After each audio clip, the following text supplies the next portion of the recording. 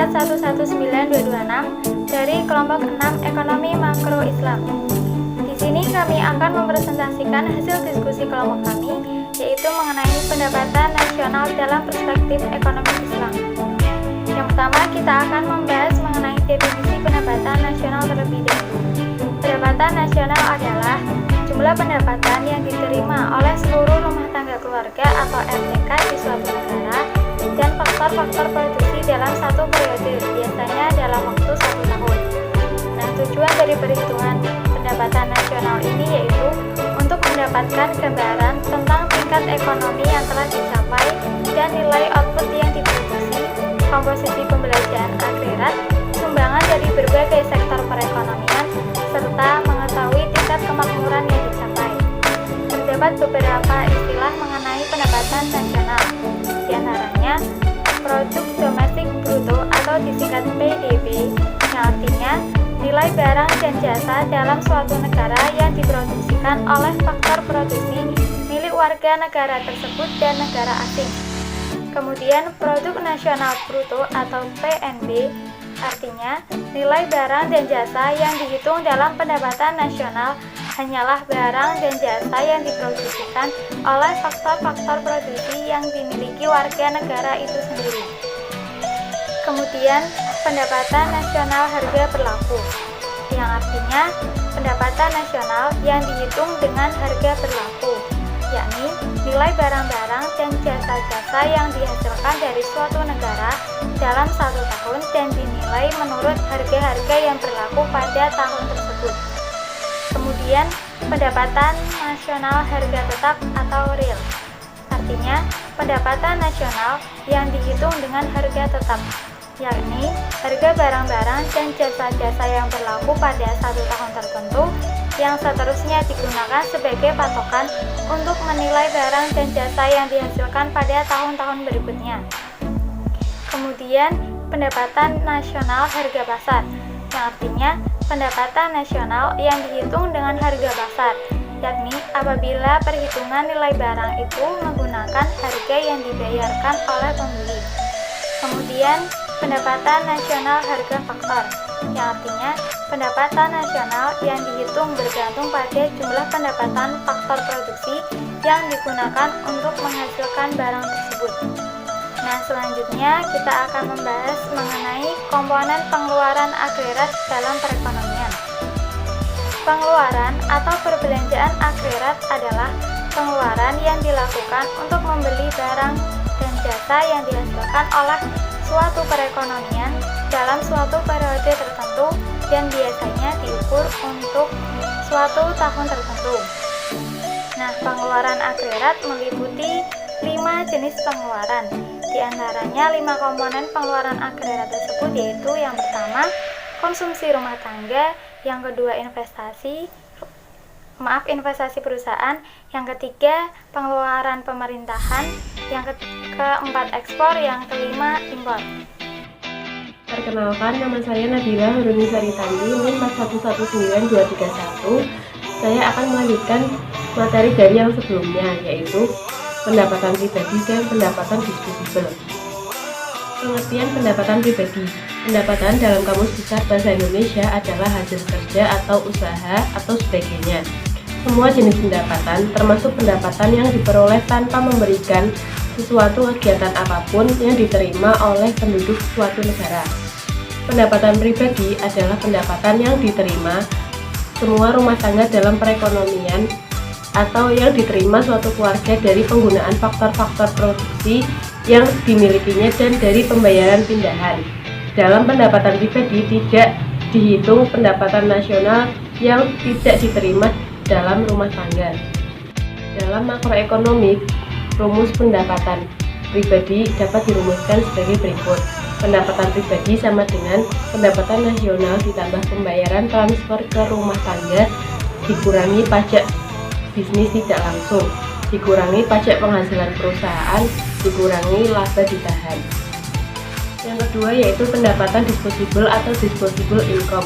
Pendapatan disposable merupakan pendapatan yang siap untuk dimanfaatkan untuk membeli barang dan jasa beserta tabungan yang disalurkan menjadi investasi. Disposable income ini diperoleh dari personal income atau PI, dikurangi dengan pajak langsung. Pajak langsung atau direct tax adalah pajak yang bebannya tidak dapat dialihkan kepada pihak lain, artinya harus ditanggung oleh wajib pajak. Contohnya pajak penghasilan PPh, pajak bumi dan bangunan, PBB, dan pajak kendaraan bermotor, serta lain-lain. Disposable income ini dapat dirumuskan sebagai berikut. Disposable income sama dengan personal income min pajak langsung. Dengan demikian, pendapatan disposable adalah pendapatan yang bisa dipakai untuk konsumsi oleh para penerimanya, yaitu semua rumah tangga yang ada dalam perekonomian untuk membeli barang-barang dan jasa-jasa. Tetapi biasanya tidak semua pendapatan disposable itu digunakan untuk tujuan konsumsi. Sebagian ditabung dan sebagian lainnya digunakan untuk membayar bunga, untuk pinjamannya digunakan untuk membeli barang-barang secara mencicil. Yang selanjutnya yaitu fungsi konsumsi. Fungsi konsumsi menjelaskan suatu persamaan matematik atau suatu grafik yang menunjukkan hubungan antara tingkat konsumsi rumah tangga dengan pendapatan disposable atau pendapatan nasional. Menurut Keynes, konsumsi saat ini dipengaruhi oleh pendapatan disposable atau siap pakai saat ini. Hubungan antara pendapatan dan konsumsi disebut fungsi konsumsi. Teori konsumsi menurut Keynes didasarkan pada 3 postulat. Yang pertama, konsumsi meningkat apabila pendapatan meningkat. Akan tetapi, besarnya peningkatan konsumsi tidak akan sebesar peningkatan pendapatan. Oleh karenanya, adanya batasan dari Keynes yaitu bahwa kecenderungan mengkonsumsi marginal atau MPC atau marginal propensity to consume adalah antara 0 sampai 1. Dan pula besarnya perubahan konsumsi selalu di atas 50% dari besarnya perubahan pendapatan, atau bisa dikatakan MPC lebih dari 0,5 kurang dari 1.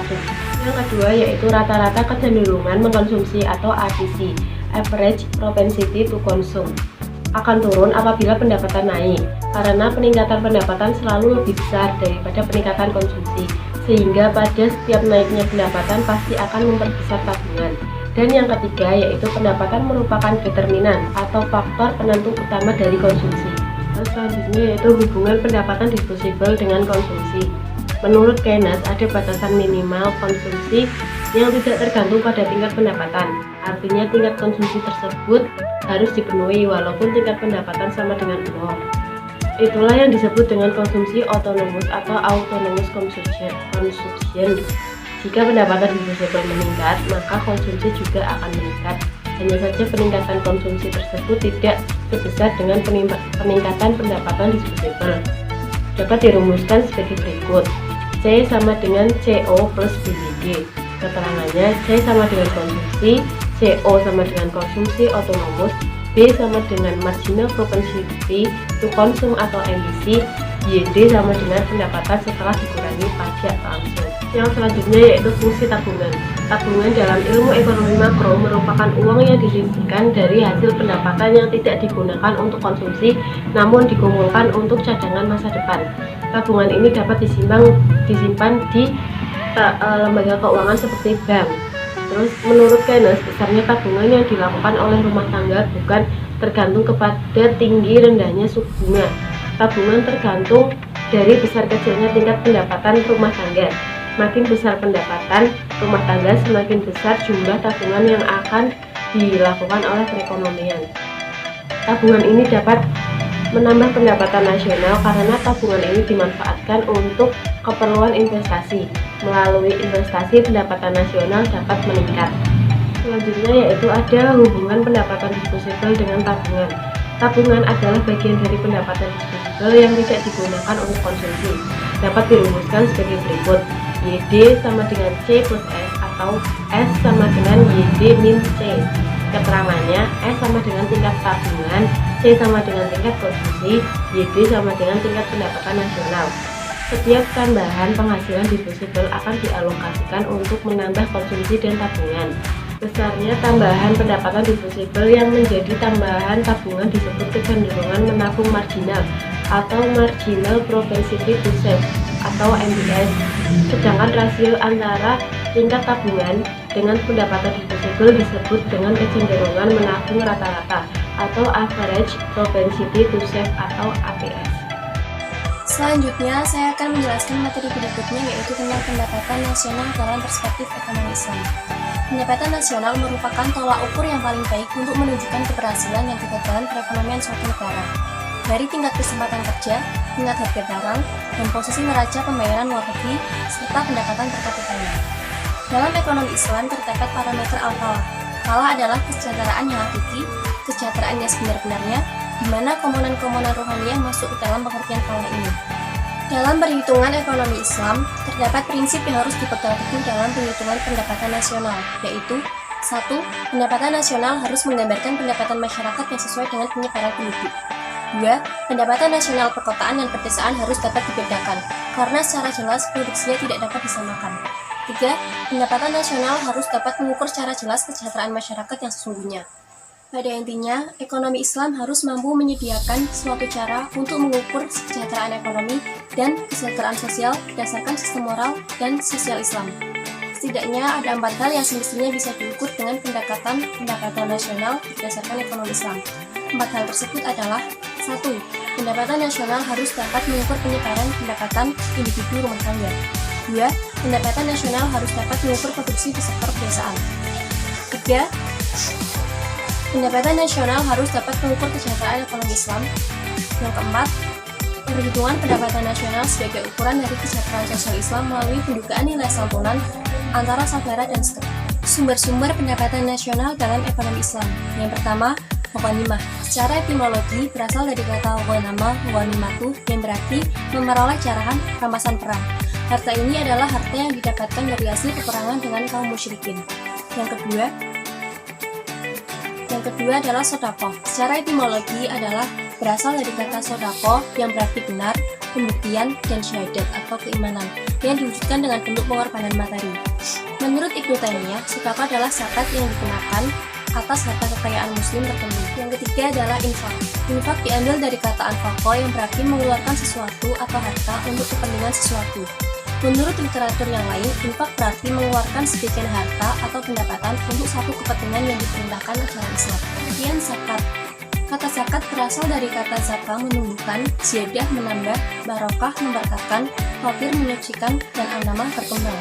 Adapun menurut syarak, zakat adalah hak yang telah ditentukan besarnya yang wajib dikeluarkan pada harta-harta tertentu dan pada orang-orang tertentu, pula dengan catatan harta tersebut adalah milik penuh seseorang mencapai haul dan nisabnya. Dalam hal ini, zakat dikenakan kepada harta, bukan kepada jiwa. Selanjutnya, usr. Usr oleh kalangan ahli fikih disebut 1/10 yang dalam hal ini memiliki 2 arti. Pertama, 1/10 dari lahan pertanian yang disirami dengan air hujan. Kedua, 1/10 diambil dari pedagang-pedagang kafir yang memasuki wilayah Islam dengan membawa barang dagangan. Kemudian jizyah. Asal kata dari jizyah adalah jaza yang berarti kompensasi. Sedangkan menurut istilah adalah beban yang diambil dari penduduk non-muslim yang berada di negara Islam sebagai biaya perlindungan atas kehidupan atau jiwa, kekayaan, dan kebebasan menjalankan agama mereka. Selanjutnya, kharaj. Secara harfiah, kharaj berarti kontrak, sewa menyewa atau menyerahkan. Dalam terminologi keuangan Islam, kharaj adalah pajak atas tanah atau hasil tanah, yang mana diambil dari tanahnya orang non-muslim yang sudah ditaklukkan dan tanah tersebut sudah diambil oleh orang muslim. Kemudian pajak tambang dan harta karun. Pajak tambang ini yang hasilnya keras seperti emas, perak, besi, dan lain-lain, atau harta karun yang ditemukan di wilayah orang Islam, maka 1/5 harus diserahkan kepada negara untuk memenuhi keadilan sosial. Terakhir adalah wakaf. Wakaf secara harfiah berarti berhenti, menahan, atau diam. Dalam hukum Islam, wakaf berarti menyerahkan suatu hak milik yang tahan lama atau zatnya kepada seseorang atau nadir penjaga wakaf, baik berupa perorangan maupun lembaga, dengan ketentuan bahwa hasilnya akan dipergunakan sesuai dengan syariat Islam. Dengan penjelasan materi dari kelompok kami, apabila terdapat kekurangan atau kesalahan mohon dimaafkan. Wassalamualaikum warahmatullahi wabarakatuh.